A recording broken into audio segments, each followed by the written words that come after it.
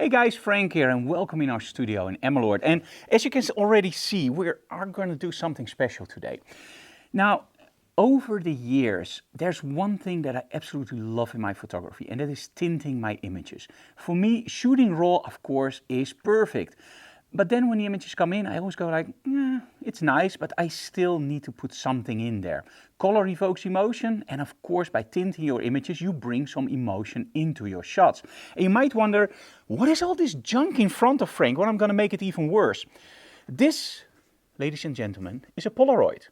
It was an instant camera. You press the button and it worked. This kind of film. This is the Impossible Project Blue. Nice. It looks terrible, but that's cool. Now let's take a look about this one. This is a Yashica Mat 124 with an updated battery, so the light meter works. So 120 film, in this case Fujichrome Velvia. Awesome for landscapes. But of course, we also have the 35mm cameras, in this case a Leica R, don't worry, it's not an M. And there you use 35mm film, in this case a Fuji. Yeah, Provia, wow, Provia, that's cool. So what do we have more? We have some, oh this is nice, 100 T-Max black and white Kodak. Awesome, right? What do we have more? Let me see, oh this is, and of course, my dream camera, the RC67 Pro 2. This is one of those cameras, if you feel depressed, you just do this. Wow, isn't that awesome? And of course, you combine it with a film bag, or of course, a digital bag. So what is all this talk about this old stuff for? Well, when we look at film, you can see that we have Impossible Project Blue, we have Kodak T-Max 100, we have Fujichrome Velvia, sorry, that was, what was it? Provia, we have Velvia, you have Portra, you have all these kinds of different kinds of film. Now, in the past, when we shot with film, it was very simple. You just selected the film for what you want to shoot. So, for example, daylight film, or black and white film, maybe for landscapes, Velvia, because those colors are amazing. And for portraits, of course, maybe Portra, or maybe something else, Provia maybe, I don't know. And of course, you choose the ISO, in this case 1600, 120, so that's probably ISO 50. 120 is the format of this camera, and 35mm is the format of this camera. So there are all these different kinds of film. And now to tell you something that's really cool. In the past, when you bought film, you actually bought it a whole batch. You tried one and then you put it in the refrigerator. Now, in all honesty, that's way before my time, but I still love the magic of film, so that's why I'm a little bit more interested in it. So what has this to do with this video and the software we're going to test? It's all about the looks. Color evokes emotion, but also film can give you a totally different look. For example, black and white is not just taking the color out. No, it's much more. It's contrast, it's curves, it's about the grain structure. It's so much more. It's the magic of film. And that's what we're going to do today. Now, there are many different software packages out there that emulate film. In all honesty, when I started, DxO Film Lab. And of course, Alien Skin Exposure. I think Alien Skin Exposure was one of the first apps that I went for 100%. I started promoting it like crazy. I started to use it in all my shots. I created profiles for it. I love the software. And why? Actually pretty simple, because it literally told me, this is a Provia film. And now you can change it to your heart's content, but not too much. And I love that. All these presets, all these different looks, all these different cameras, you could now emulate it into Photoshop or Lightroom. But time progresses. And over time, well, sometimes you lose interest in software, or software isn't updated anymore, or you just get something else. So when I look at my workflow at the moment, most of my images are tinted with a mix of Luminar Neo and Boris FX. Now, Boris FX has a film lab inside with a lot of different film options. It's awesome. But in all honesty, the user interface, I get it and I can work with it, but it's aimed at a very professional workflow that knows the software, that works with it every day, and then it's incredibly powerful. There's, I think, nothing you can't do with Boris FX. When I go to Luminar Neo, in all honesty, it looks great, and when you do the presets, it's awesome, but it's also a little bit more simple. And, well, I'm very limited in what I can do. I can still get the looks of film a little bit, but it's not really film. Today we're going to take a look at Dehancer. I hope I can pronounce it correctly. Dehancer is a software package that's available for video and photography, and nowadays in this video we're going to look at the photography part. And the thing that I like about Dehancer is that, one, it has all these familiar looks. I'm really looking forward to playing with that, but it also has something else. It has the interface of Lightroom. So in other words, if you are familiar with the top-down workflow, which is very easy, Dehancer will feel immediately at home. And the other thing is, oh man, you can change whatever you want to your heart's content. If you want more grain, different grain, no problem. If you want different colors, no problem. In all honesty, you start with a film and you can do so much more that you couldn't even dream about when film was really a thing. So let's dive into Dehancer and let's see what we can do. Okay guys, we are in Photoshop, and I think first of all it's very important that software runs within your host application. I love the Adobe suite, so I'm using Lightroom. I'm using Lightroom on the iPad, and of course I'm using Photoshop. And I don't want to jump in and out software packages just to do some color adjustments, for example. So I really like it that it works inside your application. By the way, they have solutions for iPhone, iPad, of course online, and most video and photography apps. So let's dive in. We're going to go into Dehancer Film, and we have two options in Dehancer. You can go for your films or for your presets. For this first image, I just want to go through the presets. So it goes pretty easy. Just go through your presets, find one that you like, and as soon as you have one where you go like, oh, I really like this, for example, this one, you can still go to the right side and adjust everything to your heart's content. Now, this image was pretty flat, as you can see here. So the first thing I want to do is I want to bring in some oomph. You can, of course, play with your exposure compensation, but as soon as you do this, you can see that it becomes too flat. So for now, we're just going to leave that one there. However, as soon as you go to the film developer, now I can play along a little bit more with the curve in the film. So I still have my gamma correction, of course. If I just go a little bit overboard with my contrast boost, I can still correct that. And of course you can do a color boost, as you can see here. Maybe that's a little bit too much. We have our film compression. This one I really like because here you have a lot of control. And in this shot it's not really visible. But if you go for the more extreme shots, as we're going to go for in a few minutes, you will find out that this one is really awesome. Let's give it a little bit more color density. There we go. Now the expand, of course, your black point, you can go down for that nice open black look. I don't really like that. I also don't want to crush my black, so with the blacks I often just keep it at 0. The white point I will adjust sometimes to give a little bit more oomph to a shot. Okay, and you can also emulate print. How about that? Just go for a linear, go for your log file, your Fuji print. In all honesty, I think this is more just an extra option to tint. I'm not really comparing this to print paper, and it's nice that it's there. And the more options you have, the better, right? So let's give some tonal contrast. And again, some color density. I really like to bump that up with these kinds of shots. And of course, your saturation can go for 0 or 100%. Okay. You have your color head, probably something to do with the printers, although also here I think it's just another adjustment. I think it's nice they call it color head, but for me it's more like an adjustment like the HSL adjustments, hue, saturation and luminance. And you just turn around here between your secondary and your primary colors. So when you draw a line through the white point from your primary color, you end up in your secondary color. And that's actually what you're doing now. You're just balancing over that axis, which is really nice because your whole color triangle is based on that triangle. So this is a really nice and handy option to have.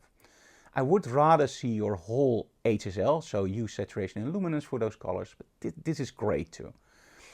Now you have your shadows tone. I think this is really important in shots where you have mixed color sources. This can help a shot a lot, and it's really easy to adjust, as you can see here, and it has a huge impact. You can preserve your exposure.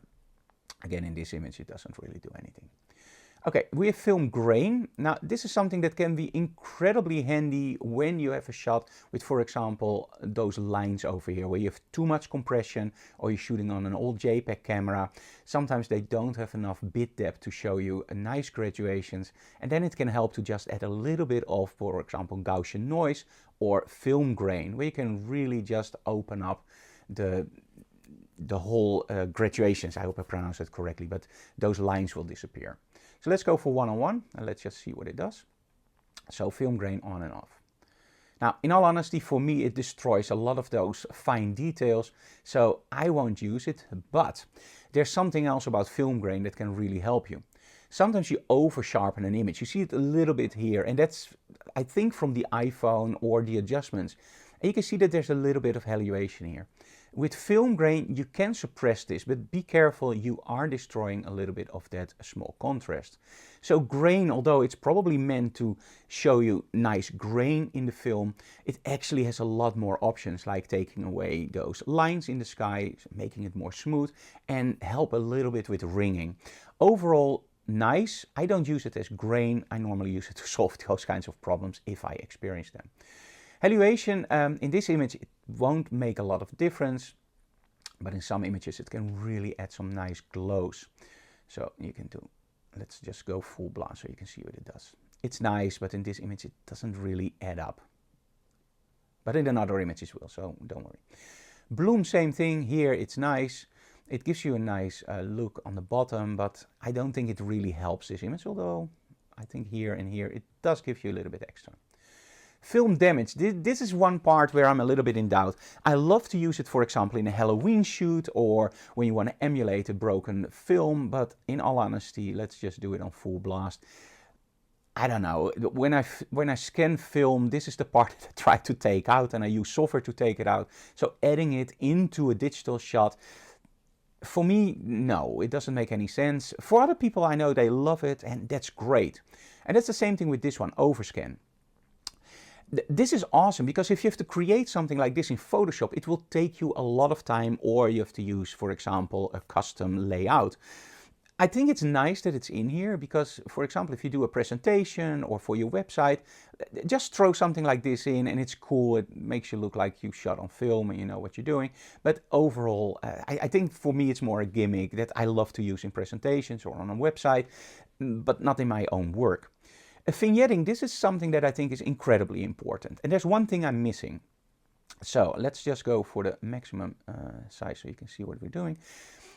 I love lenses that have a little bit of light fall off on the sides. I think it draws the attention more towards the viewer, towards your subject.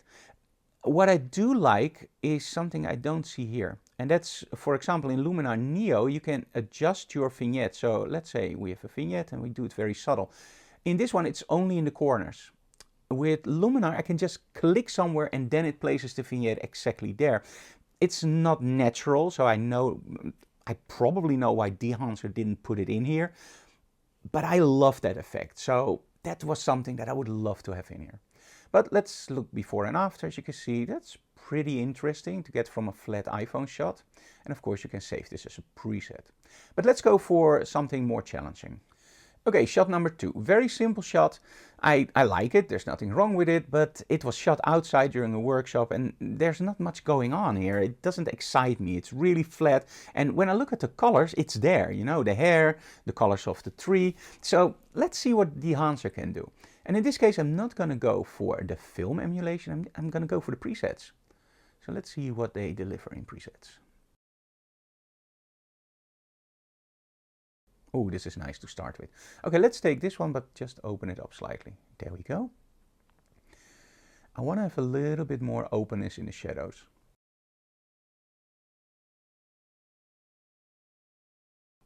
And I don't mind that the blacks are now really dark. I really like that in this image. Let's go for the tonal range. I hope you can see this on YouTube, because over here the colors do change, but it's subtle. I always find that on YouTube that really falls down. Look very closely here in the face, because with your white point I always focus there to make sure that I don't overexpose something, but it can give you a little bit more bite in your shots. I really like that. Okay, so go for expand, and here you can still play around with your blacks. Now in this case I want it really nice and muddy, so I'm actually gonna open it, or sorry, close it down even more. White point, just add some oomph. There we go. Okay, for print, let's just turn it off for now and see what the effect is. I think in this case we're going to go for linear and then just adjust to slightly protect it. You can always go back up, as you can see me doing here. Okay, same here with the colors. I'm going to go more towards a yellow in this shot and a little bit more towards green. But watch the skin tones. Make sure that you don't mess that up. And you can always counteract that with the final one. But somehow when you go into the magentas, you have to be really careful. Okay, nice. As you can see here, it's more fine-tuning what I'm doing at the moment. So I'm not going to spend a lot of time on that. Just a little bit of diffusion. Don't overdo it. You can always switch it on and off. But I really like it. It just gives me a little bit more oomph. So give some highlights. Some bloom in the highlights again. I hope you guys can see this. I'm overdoing it for YouTube. So if you watch it on a great monitor, yes, I know it's glowing a little bit too much. Okay. So really nice. Again, it's a little bit overdone in the colors, but overall I think it looks really nice. Totally different from the original one. Cool. Okay, let's up the ante even more. There we go. Also for this one, I'm going to go for presets, and I'm just going to find one to start with.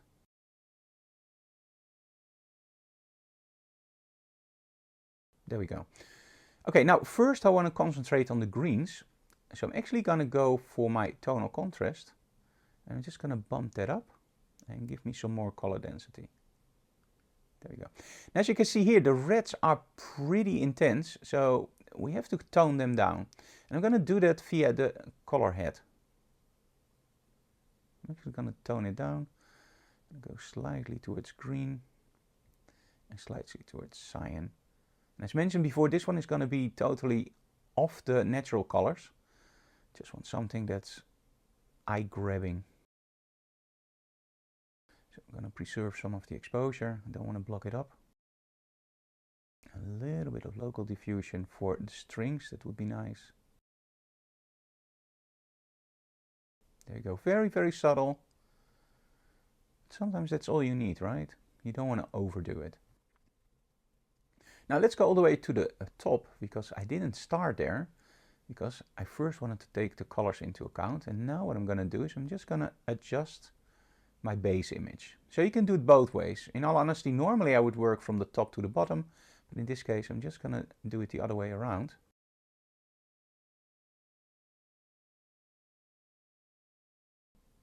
As you can see, you can just create everything you want. I don't want to make it too long, but let's go for the original and this one. As you can see, it's not over the top what you do, what you have with some other software packages. This is subtle, but it really changes the look. And that's the part that I love about it. I don't want it to be, oh, he used a plugin. This is much more subtle. Okay, this one is more difficult because now we have a high dynamic range image. In essence, that we have a lot of detail, we have a lot of blacks, we have a lot of whites, we have some candles, and we want to make sure that we see all the details. So this one is more challenging. First, I'm gonna fix something. Now, normally, of course, you can use Photoshop AI to add some stuff, but in this case, I'm just gonna crop it out. There we go. Okay, let's go for a Dehancer film, and let's see what we can do with this one. Now, let's go for film emulations. Let's pick something that already jumps out. This is always the start. Go for a preset, and at one point, you will find out that you build your own presets. And then it becomes a lot faster. But in this case, I just wanted to show you what we do with a total clean setup and just experiment with the software, with everything that's already there without using custom presets. I really like this look. It gives me a more filmic look. And as you can see here, the more extreme the images become, the more software like this helps. If you have software that goes over the top, I always call it Instagram the heck out of a shot, you can create something great with everything. But as soon as you start using the more subtle tinting software, I think then it becomes much more important how you shoot your image and how great is your lighting. And in this case, as you can see here, all the other images were okay, they changed, and then you adjust a lot and you see it coming alive. With this one, actually already the film preset looks great. So at this point, it's much easier for me to just adjust to my heart's content. And this is one of the things that I sometimes hate about promotional campaigns about this kind of software. They act like you just throw something in that's terrible, and after some clickety-click, you get something that's awesome. And I hope with this video I show you that it's still incredibly important that crap in is crap out, guys. I can't say it any nicer. It's the truth. If you don't pay attention to your lighting and your dynamic range in the shots and your atmospherical effects, you can add them later in Photoshop, but it looks fake. So I like to do it in camera and I like to do it right. And then, as you can see here, this kind of software just is the icing on the cake. So you can go for a more darker look or a more blue in the shadows. In my case, I like it more dark. Okay. Now this is of course great for this kind of effect. Look at her hand and the face. Now in the face I don't like it that much, so I'm gonna... On the face it's not that nice, but you can always mask that out, right? You have a mask mode and you can literally just paint it in where you want. I'm not going to show you that now, but you know how masks work, right? Okay, and finally we can do something with overscan for this one, for example, to give it some filmic look. But as you can see here, it crops too much, it adds too much, so for me, no. But I like the effect a lot. Okay, a little bit more vignetting. There we go. Okay, so overall, before and after, I think a huge difference. If you don't like the glow, you can always take that out. And when I look at it now, I go like, yeah, I would take it out of the face. Okay, let's go back to the studio. Now, as you can see, lots of options, lots of editing options, and it's mind-boggling the way that it works. But it's also mind-boggling the many different options you can get from one software package. So if you're looking for something to tint your images, to get the mood in, to get a little bit of that film look in, that you shot it maybe with a medium format camera or a Leica, or, yeah, and that's never going to happen because on the internet you can't see that. But if you for yourself just want a little bit more inspiration with tinting, check out Dehancer. I think you're going to absolutely like it. I'm going to incorporate it into my workflow also. So now for tinting, I'm going to use 3 software solutions: Lumina Neo, Boris FX, and of course, Dehancer. If you have any questions, leave them in the comments below. And of course, don't forget to subscribe to our channel. Hit the bell notification button if you want to be updated every time we upload something or go live. But most of all, tell other people about our channel so we can grow. For now, I think I'm going to experiment a little bit with film or something else. See you again next time. Bye, guys.